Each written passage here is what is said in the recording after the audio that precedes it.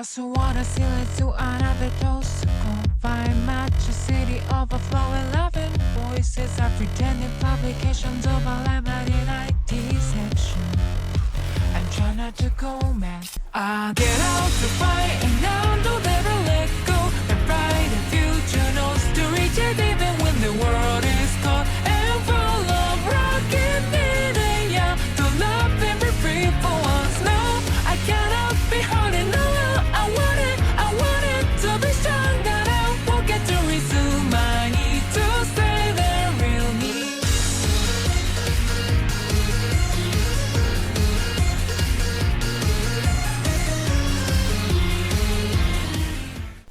Alright, my delicious people! Welcome to a very fun build. Keep in mind, the fun is literally in staying alive. Due to a little bit of a little known mechanic where you do get evasion when you're going up into the air, and the fact that anything aiming at you, shooting in the air, does actually get like less accuracy. So, in actuality, you do need to stay mobile with this build. You hop into the air and you stay in the air, and I honestly would put Aviator on this, but honestly I think it would be a little bit redundant due to the fact that you should also keep in mind that she is a little known stealth frame. I say little known due to the fact that nobody considers her a stealth frame due to the fact that I guess her stealth is very small in duration, so yeah. There's that. So this build is actually something I'm very excited for. It's actually based on the 4 and also the 4's augment. Keep in mind that since it is a status build, you do not want to use this on a boss. I have tried that. It's actually it's a bad idea. Don't do it. Don't do that at all. Don't do it. However, that being said, you will definitely be having very much fun with this, because Warframe is a very movement-centric game. So it actually ends up being very beneficial to try and bullet jump away from the enemy and then launch yourself at it, because there's usually going to be a big group. This is actually designed for survival, but it can be done in other things. Just keep in mind energy will be a bit of an issue. And I will show you the build, but keep in mind this is meant to have a fully ranked Energize. I do not have a fully ranked Energize, but the concept is still here. It would be very beneficial to have a fully ranked Energize though, but I'm actually waiting until the market crashes after cross trade comes out.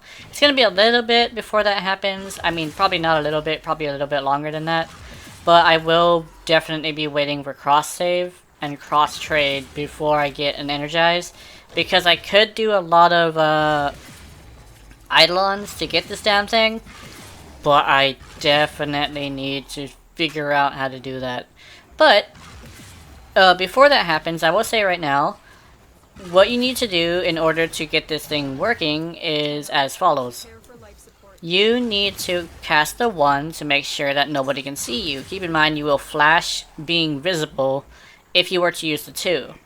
But the 2 is important because it maximizes the damage that you can use. If you get a slash proc in the random the random statuses, you'll end up getting this thing where you trigger her 4's augment more, because it will spread, and also when you hit them with your 4, you end up giving them a bigger slash proc, which will nuke an entire area. Keep in mind it only explodes once, which is very unfortunate, but I can't fit any more range mods on here. So that basically means that it's only 13 meters, and 13 meters, as I have tested, is basically not too much, but the fact that there's 2 auger mods here does help with survivability. The 3rd has been replaced with Empower. The reason for that is actually due to the fact that I don't think the 4 counts as melee hits. I thought it did, but it seems to not trigger the 3. So what would be better in actuality would to cast your 3, which would be Empower, to get an extra 50% boost, which is around, I do believe, 500 damage.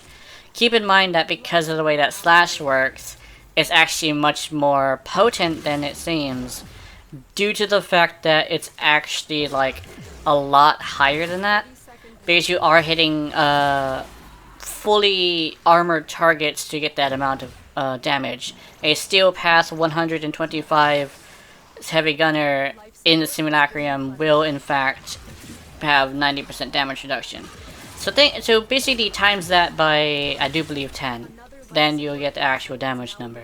When it comes to the 4, keep in mind that this has low duration, and it's actually due to the fact that the 4 does not have a duration, it has charges. This is where the augment comes in. Use the augment, but you make sure you use the 2 first. But keep in mind, don't always use the 2, because sometimes it's not worth it. What you want to do is, you're probably going to want to target the squishiest enemies in that area. Basically, butchers is a good idea. The first butcher you take out will need to have the 2 hit him first. And make sure you understand that you do need to get energy first before you go and take out these guys. And remember, hold down the 2 in order to have status immunities. But if you think you might be going a little bit over your head, hold down the 4 instead in order to have an extra life. Because if it does get too hairy and you are alone, you probably will need to use that extra life, which will reset everything. I do believe it's your shields and your health. Which, please make sure you're moving again in order to make sure that you can even stay alive in the first place. So here's a short priority list as you're going through. In the Void, you want to hit the shield drones. The shield drones can get one shot. You also want to hit the corrupted corpus. Specifically, any corpus at all, due to the fact that they have shields, but for some reason, you can go through their shields, which I don't understand why. I think it's actually because it's an ability, but I can't confirm that, but it does go straight through the shields, which will one-shot them. Target the MOAs, the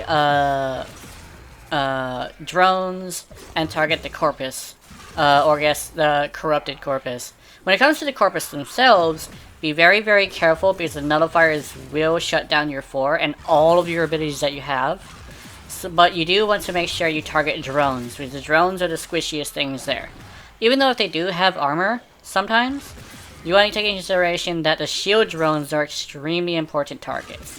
With the infested, anything that doesn't have a yellow bar of health, then you should be good.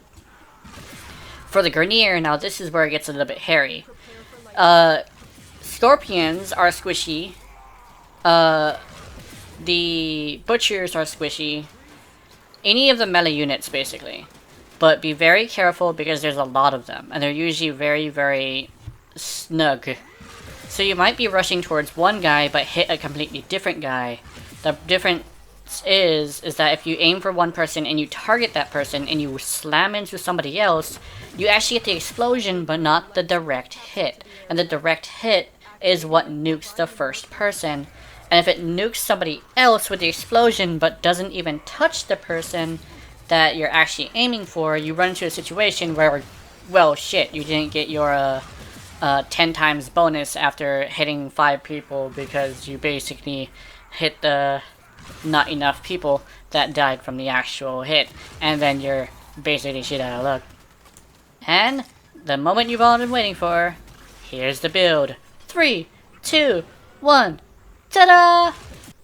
Remember, I'll say it again just because I think it would be a great idea.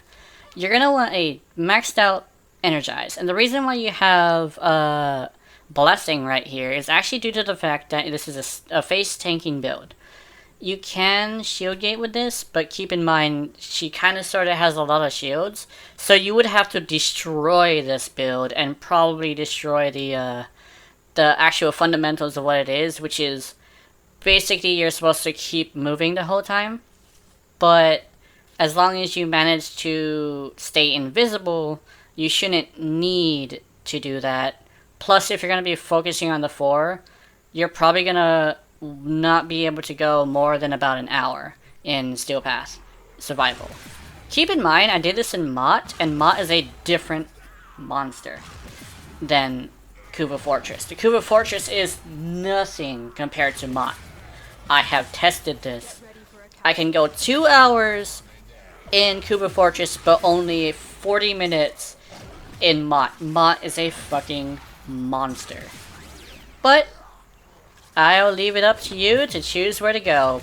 And believe me, because she can pick up things and basically rush towards a Kuba siphon, well, you will be definitely able to get a lot of Kuba with this. Just think of her as a Kuba slayer. Hey, that's a good thing. I mean, who doesn't need any more Kuba slayers? Those guys suck. Anyway, I hope it was entertaining.